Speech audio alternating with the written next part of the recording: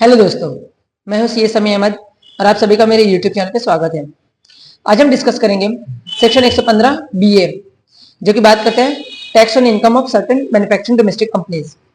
ये सेक्शन कहता है कि इनकम टैक्स एक्ट में जो भी लिखा गया है आपको उससे कोई भी लेना देना नहीं है। आप सिर्फ कंसिडर करेंगे सेक्शन 115 बीए में जो लिखा है उसको, और subject to the provision of section 115 B double A और बी ए बी, यानी आप सेक्शन 115 बीए के साथ साथ सेक्शन 115 बी डबल ए और बी ए बी के भी बीएबी की कंटेंट को भी आप कंसिडर कर सकते हैं साइड बाय साइड, इसमें भी जो लिखा हुआ है। ये सेक्शन क्या कहता है कि किसी भी पर्सन की टैक्सेबल इनकम पे जो इनकम टैक्स को पे करेगा, यहाँ पे पर्सन हम बता दें, इस सेक्शन में पर्सन का मतलब होता है मैन्युफैक्चरिंग डोमेस्टिक कंपनी, यानी कि कोई भी डोमेस्टिक कंपनी जिसकी टोटल इनकम पे जो टैक्स कैलकुलेट किया जाएगा वो इस सेक्शन में 25% के रेट से टैक्स कैलकुलेट किया जाएगा। लेकिन यहाँ पे कुछ कंडीशन है, आप इस सेक्शन में 25% के रेट से टैक्स तभी पे करेंगे जब आप ये 3 कंडीशन फुलफिल करेंगे।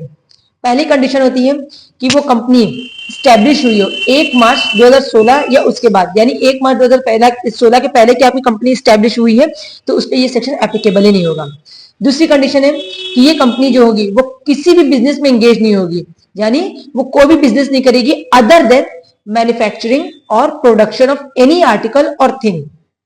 तीसरी कंडीशन है कि वो कंपनी कोई भी डिडक्शन क्लेम नहीं कर सकती section 10 double A, section 32 AD additional depreciation, section 35 AB, 33 AB, 33 ABA, 35 AD, 35 2 double A, 35 2 AB, 35 triple C, 35 double C D, और चैप्टर 6 ए का कोई भी डिडक्शन क्लेम नहीं कर सकती अदर देन चैप्टर 6 में other than 80 JJ double A, इसके अलावा वो कोई भी डिडक्शन क्लेम नहीं कर सकती। 80 जेजे डबल ए जो होता है वो न्यू एम्प्लॉयज के एम्प्लॉयमेंट के टाइम हम डिडक्शन क्लेम करते हैं, उससे रिलेटेड बात करते हैं। उसका डिडक्शन सिर्फ आप क्लेम कर सकते हैं, उसके अलावा किसी का भी डिडक्शन आप क्लेम नहीं कर सकते अगर आप सेक्शन 115 बीए के अंदर इनकम टैक्स अपना पे करना चाह रहे हैं।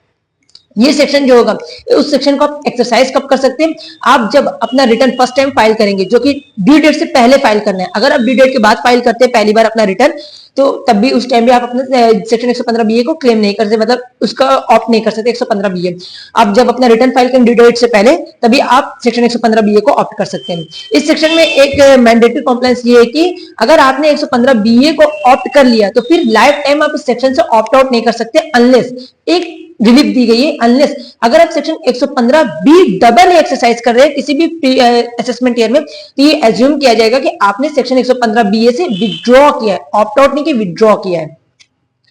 ये सेक्शन में जो 25% का रेट है वो इनकम टैक्स का रेट है, उसके एडिशनल आपको सरचार्ज और सेस पे करना है। अगर आपकी इनकम उस लिमिट को क्रॉस करेगी तो आपको सरचार्ज पे करना है, अदरवाइज नहीं क्रॉस करती तो सेस तो आपका 4% का रहेगा। यानी अगर आप 1 करोड़ से कम की आपकी इनकम है तो आपका tax rate, total effective tax rate जो होगा आपका 26% होगा, 25% इनकम टैक्स प्लस 4% सेस हो गया। और अगर 1 करोड़ से ज्यादा है लेकिन 10 करोड़ से कम है तो आपको 25% का टैक्स पे करना पड़ेगा, 7% का सरचार्ज पे करना पड़ेगा और प्लस 4% का सेस। और 10 करोड़ से ज्यादा का होगा तो सरचार्ज 7 की बजाय 12% आपका हो जाएगा। तो ये था आपका इनकम टैक्स का रेट, मतलब इफेक्टिव टैक्स रेट आपका क्या होगा अगर आप 115 बी के अंदर अपना इनकम टैक्स पे करते हैं तो।